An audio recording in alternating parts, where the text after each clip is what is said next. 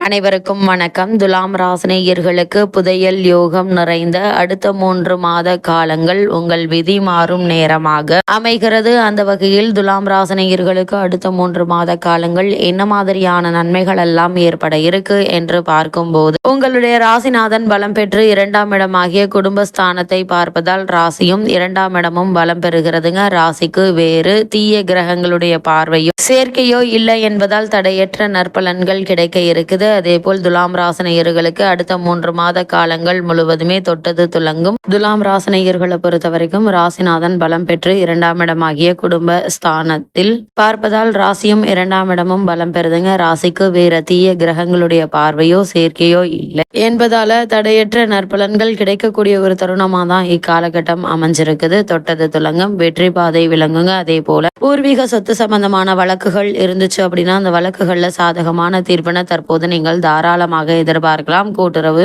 முயற்சிகள் பலன் தருங்க. கலத்திரஸ்தானம் வலிமை பெறுவதால் குடும்பத்தில் கருத்து வேறுபாடுகள் நீங்கி மகிழ்ச்சியும் அமைதியும் நிலவ இருக்கு. வருமானம் உயருங்க. அதே போல் கலைஞர்களுக்கு நல்வாய்ப்புகள் உண்டு. சுபகாரிய முயற்சிகள் பலன் தருங்க. அதே போல் ஆடை ஆபரண சேர்க்கை உண்டு. குரு பகவானும் 5ஆம் பார்வையாக உங்கள் ராசியை பார்ப்பதால் ராசிக்கு விசேஷமான நற்பலன்கள் அதிகங்க. இதற்கு என்ன பொருள் என்றால், உங்களுடைய முயற்சிகளை தகுந்த விதத்தில் கூட்டினால் அதிர்ஷ்டமும் இணைந்து நற்பலன்களை தரும் என்று பொருளுங்க. அது மட்டும் இல்லாம உங்களுடைய ராசிக்கு 5க்குரிய சனி வக்ரம் பெற்றிருப்பதும் அவரோடு ராகு இருப்பதும் சில சங்கடங்கள் தரவே செய்யுங்க. குலதெய்வத்தை நினைத்து கொண்டு இந்த தோஷங்களை கடந்து விடலாம். தொழில் போட்டிகள் அதிகரிக்குங்க. அதே போல் குழந்தைகள் விஷயத்தில் அதிக கவனம் தேவை என்பதை கிரக நிலைகள் மீண்டும் மீண்டும் அறிவுறுத்தது. குறிப்பா அவர்களுடைய ஆரோக்கிய விஷயத்தில் அதிக எச்சரிக்கையோடு இருப்பது நல்லது. அந்த வகையில் துலாம் ராசினியர்களுக்கு கிரக நிலைகளின் ரீதியாக கூறப்படும் பரிகாரம் என்ன என்று பார்க்கும்போது, அம்மன் கோவிலுக்கு சென்று விளக்கு போடுங்க. எத்தனை துன்பங்கள் வந்தாலும் அவை அத்தனையும் சுகமாகும் என்பதை கிரக நிலைகள் உங்களுக்கு உறுதியளிக்குது.